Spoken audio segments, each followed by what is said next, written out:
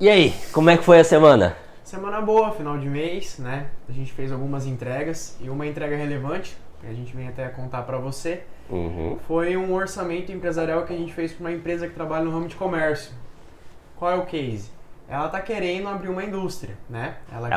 Ela vende o produto e quer produzir esse produto que ela vende. Exato, tem alguns produtos que ela então faz a revenda, ela pega e vende para cá e ela quer fazer a indústria, ela tem o conhecimento para isso, mas ela quer montar o equipamento, ela quer montar a estrutura. E antes da gente só pegar e se joga e vai, pega o empréstimo e vai, a gente precisa entender um pouco os números. Então a gente faz um orçamento empresarial, que no caso é uma projeção, que a gente então analisa desde a primeira linha, que é o faturamento. A gente segue para os custos variáveis, a gente começa a entender a margem de contribuição, qual vai ser a oscilação que vai acontecer no momento que a gente está agora, atual, para o que vai acontecer no futuro, como vai mexer, como que vai os custos fixos, como que eles vão oscilar, para cima, para baixo. Qual que é a nova estrutura de custo fixo? Nova estrutura, porque é muito importante a gente se balizar nessa parte, né? Porque a gente tem um custo fixo X, vai para um Y, a gente precisa entender a composição do nosso capital de giro também, né? Para isso. E, por exemplo, assim, para fazer uma indústria, ela trabalha com comércio. Comércio é mais simples, você tem o teu fornecedor, você compra o produto, né, tem a margem ali e põe para vender. Numa indústria, ela possivelmente vai passar por uma curva de aprendizagem, como é que produz, o que eu tenho que colocar mais, o que eu tenho que colocar menos. É um negócio novo para ela. Como é que vocês levam isso em consideração, essa curva de aprendizagem, essa rampa que ela vai ter até ter uma indústria que está produzindo, que tem um resultado legal? Não, desde o faturamento, como é que é o... É que nesse caso já era um setor e ela já fazia isso em momentos lá atrás. Então ela já teve uma indústria dela, fechou, daí agora ela quer voltar a ter.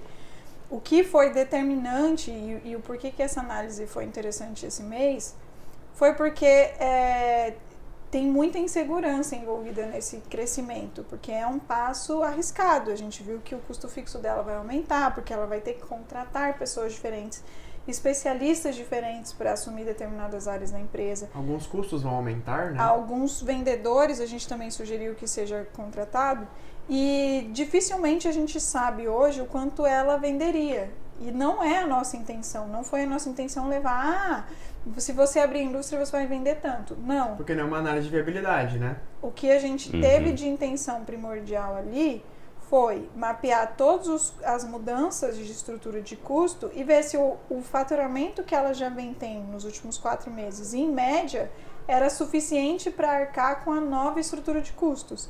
Tipo, o que ela vende, ela conseguiria absorver da própria indústria dela, é isso? A gente partiu do princípio que o faturamento iria continuar, né? Mas lógico que, né, mudando a estrutura, a ideia é que aumente o faturamento, um mix de produto, a estratégia que ela vai seguir junto com a gente aqui nos meses seguintes. Então a ideia era entender se aquele faturamento que a gente já tem, ele vai ser comportado num custo mais maior, né? A gente vai aumentar a folha, a gente vai aumentar alguns custos com a estrutura. E se faz sentido para ela, no caso, a gente pegar um empréstimo de terceiros, né? A parcela, se depois que a gente pagar tudo, temos nosso lucro operacional, se aquela operação financeira se encaixa, se faz sentido a gente pegar aquele valor, se faz sentido aquele investimento. Né? Então, na verdade, para diminuir o risco que ela está... Exato. Para saber se hoje comporta fazer um investimento desse porte, ela tá muito receosa nisso e por estar com medo de entrar em alguma dívida, de se alavancar em alguma coisa, a gente partiu de uma análise conservadora de não mexer no faturamento e de manter o faturamento que a gente já tem, certo? Aumentando os custos, né? Lógico, trabalhando com o caixa que a gente já vem construindo nesses 4 meses de consultoria para ver o impacto que vai ter, se a gente vai precisar de mais dinheiro, se a gente vai precisar de dinheiro para capital de giro, se a gente vai precisar de dinheiro só para estrutura, se o nosso dinheiro de fato que está ali dentro a gente consegue fazer a mudança, né, de criar a indústria. Então, e tudo isso foi analisado. A grande questão é assim, esse cliente chegou pra gente, eles não tinham zero de caixa. Aí a gente já sabia que eles tinham uma ideia de indústria, então a gente falou, precisamos fazer caixa. Elaboramos, olha o meu celular tocando, aí o que a gente fez? A gente elaborou um planejamento do que precisaria ser feito para que a gente tivesse o caixa que a gente recomenda básico, que é 1 mês de custo fixo. Por que 1 mês só? Porque, tipo, com um mês, como é uma operação relativamente simples, ter um mês de custo fixo é mais ou menos a necessidade de capital de giro que ela precisa. É que no caso dela também, ela recebe muito à vista. Ela não tem o a receber e o pagamento dos fornecedores são a prazo. Então a gente tem que achar o ciclo financeiro ali. Como ela tem quase à vista e ela tem um bom relacionamento com o fornecedor, a gente não tinha acha necessidade de a gente incrementar o fornecedor. Então só o custo fixo. E aí, a partir do momento que ela conseguiu o custo fixo, a gente falou, beleza, então agora vamos começar a juntar dinheiro para a reforma. Só que o que a gente precisou quebrar ali de percepções antigas? Vamos pegar empréstimo para fazer essa mudança. Que é até mais barato, né? Não quero. Não, mas vamos pegar, porque a gente está prevendo um investimento de 150 mil, que a gente não sabe se vai ser de 150 mil, nunca é uma reforma, uma obra, nunca fica no orçamento que a gente tem. A gente não quer consumir todo o caixa que a gente já construiu, porque é um caixa necessário e importante. Então, a gente sugeriu pegar um empréstimo. A partir do momento que a gente sugere pegar um empréstimo, e isso não é uma exclusividade dessa cliente, a gente sempre escuta, não, mas eu não quero ficar devendo, não, mas eu não... E aí entra todo o discurso de que o dinheiro de terceiro é mais barato do que o dinheiro próprio. Por quê? Por quê? Por quê? Você tem que responder. Você não tá aqui só pra Eu só quero questionar. Por que, Anjo? Não. O dinheiro próprio, eu tento explicar assim. Foi assim que eu expliquei pra ela. Eu tenho dinheiro, Fernanda, né, que não é só meu, né? Enfim, é do Nicolas também, 50%. Enfim. Para eu investir em alguma coisa, eu vou exigir, como foi um dinheiro suado, como é um dinheiro da nossa vida, eu vou exigir um retorno X, que no meu caso, especificamente, Fernanda, vai ser 35% de retorno ao ano. Se eu não for receber 35% de retorno ao ano, eu não vou investir. Então, se eu uso o meu capital dentro da NK, eu quero que volte 35% ao ano. Isso você está falando, por exemplo, não é investimento valores imobiliários, comprar uma renda fixa, porque isso você não vai... eu tô falando de investir no negócio, na sua atividade. E aí, assim, se você tem o seu dinheiro e você coloca o seu dinheiro na empresa e dá errado, no final você fica sem o seu dinheiro. Se você pega um empréstimo e no final você dá errado, você fica com uma dívida parcelada para frente. Você tem possibilidade de ainda conseguir juntar dinheiro. Então, tem um risco muito maior envolvido quando você coloca o seu dinheiro. Ele tende a ser mais caro porque você exige mais retorno. Essa cliente, inclusive, levantou a bola, mas e se a gente chamasse um investidor, né? Aí a gente falou de cara, não concordamos, porque o investidor, ele vai querer ter um retorno muito maior do que o banco quer de juros. E às vezes dá pitaco, né? E ainda por cima é outra pessoa. Eles não têm maturidade o suficiente para o investidor, pode ser. E o investidor normalmente não tem maturidade sem também? Investidor. Então a gente cortou de cara. E aí a gente teve um super discurso de, olha, a operação de vocês, pela nossa projeção, se a gente não aumentar o faturamento, a gente consegue pagar as contas. Com nova estrutura de custo fixo. A gente tinha um resultado de 23% que vai ser consumido com essa nova estrutura de custo fixo. Beleza. É possível, é provável que a gente vai manter o mesmo faturamento? Não. Muito provavelmente, com essa mudança da indústria, a gente vai aumentar o faturamento. Esse é um ponto. Outro ponto é, para isso, para que toda essa operação funcione, é importante que todo o investimento dessa reforma não saia do caixa. Porque se ele sair do caixa, a gente pode fazer com que toda a nossa operação fique mais cara. Porque a gente pode deixar de ter dinheiro de pagar fornecedor e ter descontos.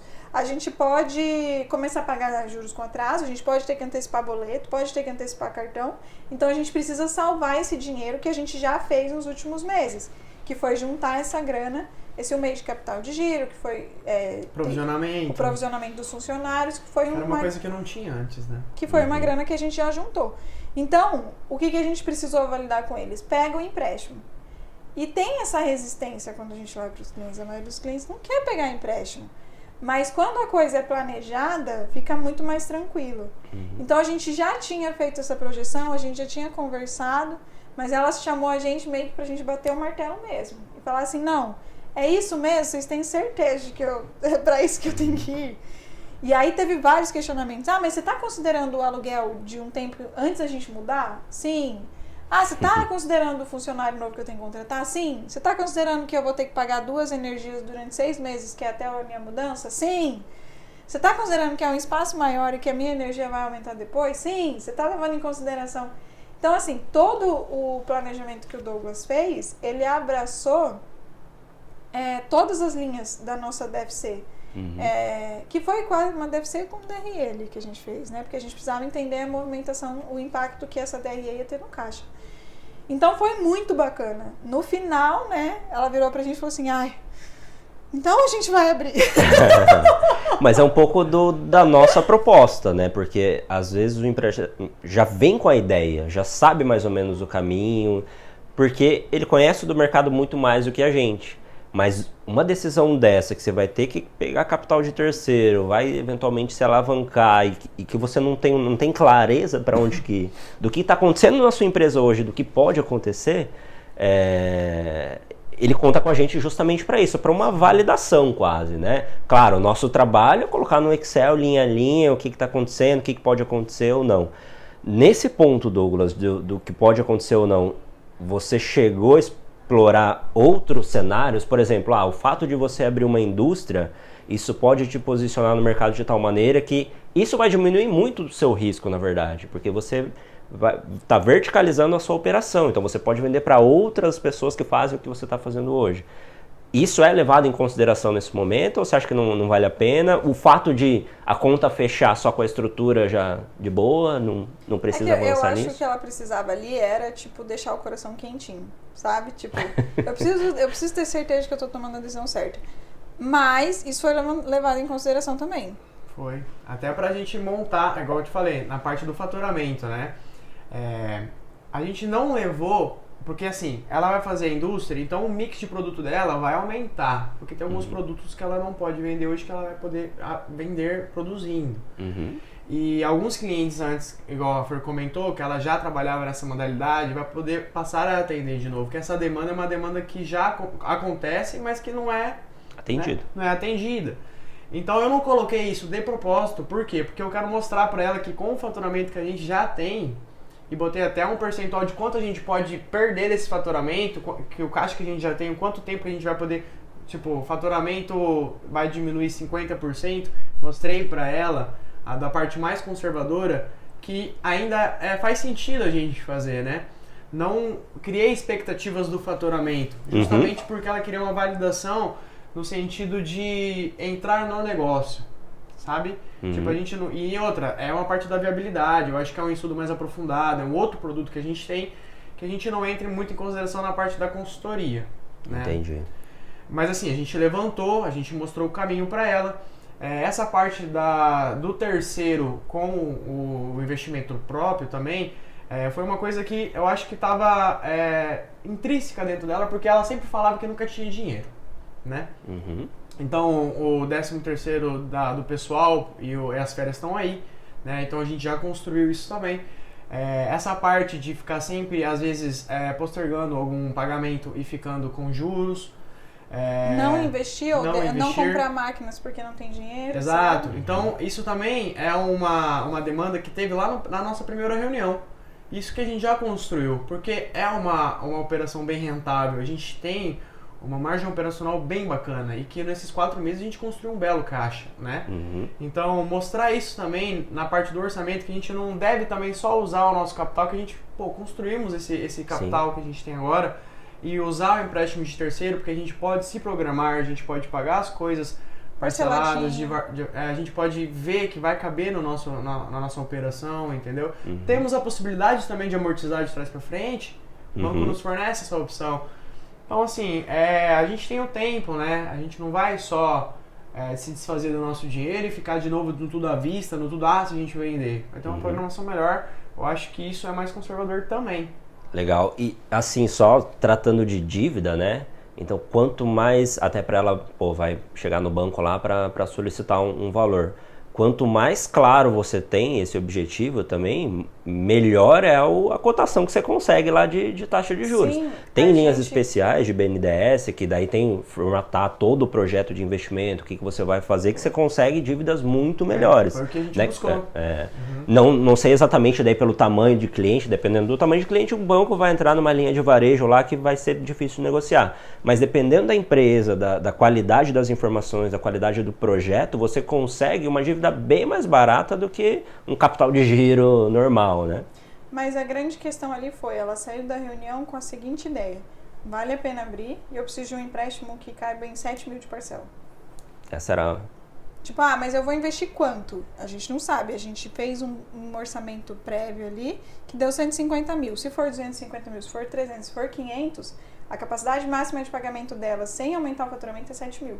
Então, ela já sabe essa informação. Então, tem informações nesse nível de clareza, eu acho que... Eu tenho certeza que faz a pessoa dormir tranquila. Não desespera, né? Então, ela tem certeza que, tipo, se ela pegar 200 mil de empréstimo e esses 200 mil for uma parcela de 7 mil por mês, ela vai conseguir pagar sem sufoco, entendeu? A não ser que, assim, tipo, dê uma coisa muito errada, mas o setor dela, acho que igual não vai ser tão afetado.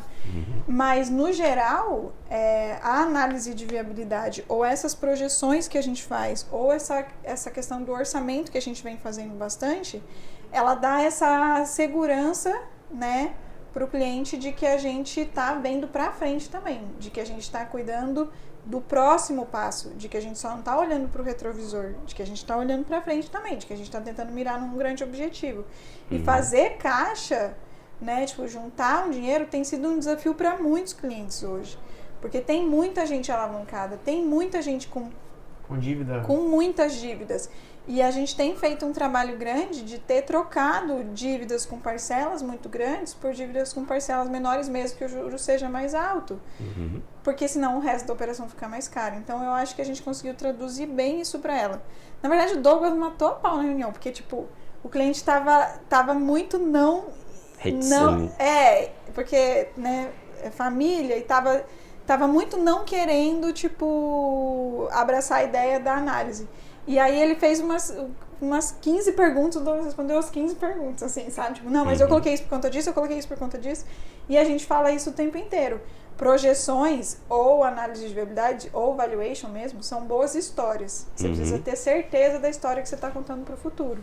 Ah, mas por que eu coloquei um funcionário? Por que eu coloquei 2? Por que eu aumentei o custo fixo? Por que eu aumentei a energia? Porque você tem que estar tudo amarrado. Né, porque vai fazer parte da história da empresa. Tem que ter o racional por trás de todas as linhas ali, de todos os custos. E no final o que a gente fez foi direcionar o caminho que ela sempre quis, abrir a indústria. Né? Mas muito mais fácil agora, muito mais fácil. tranquilo para tomar uma decisão. Mais tranquilo para tomar uma decisão. Claro, também. Vale ressaltar também que, né, ela não era muito alavancada. Inicialmente, né, quando a gente entrou. Quando a gente entrou, faz umas operações uma vez ou outra, mas também estava tudo dentro do orçamento.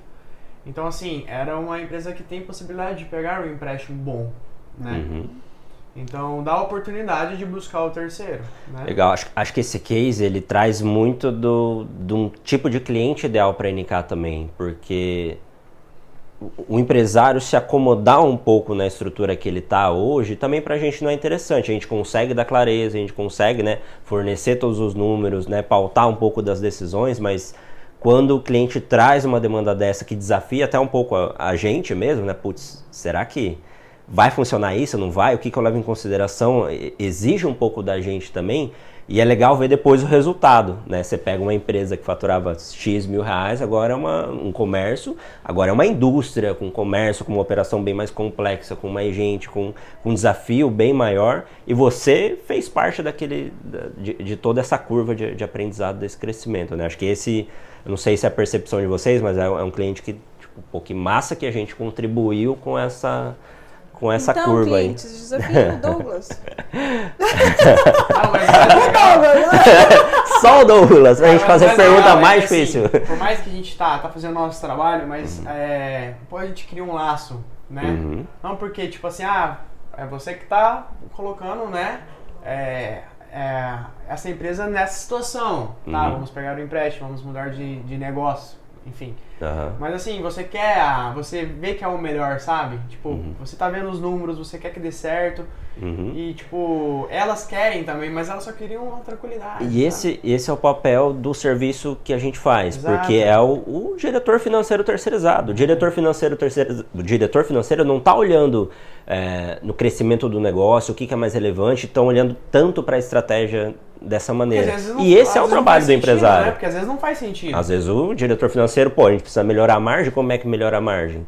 Então é um tipo de decisão. Agora, o empresário que está na linha de frente, ele está olhando, se eu não tomar esse passo, pode vir um concorrente fazer isso, eu posso perder margem no longo prazo porque o meu mercado está funilando, que a coisa está ficando mais difícil. Então, precisa dessa decisão um pouco audaciosa, que normalmente no nosso caso vem do empresário, vem do nosso cliente, só que ele não sabe exatamente qual que é o próximo passo. E esse é o nosso papel de dar o próximo passo e acalmar esse próximo passo, não é para sair correndo, não é para desesperar.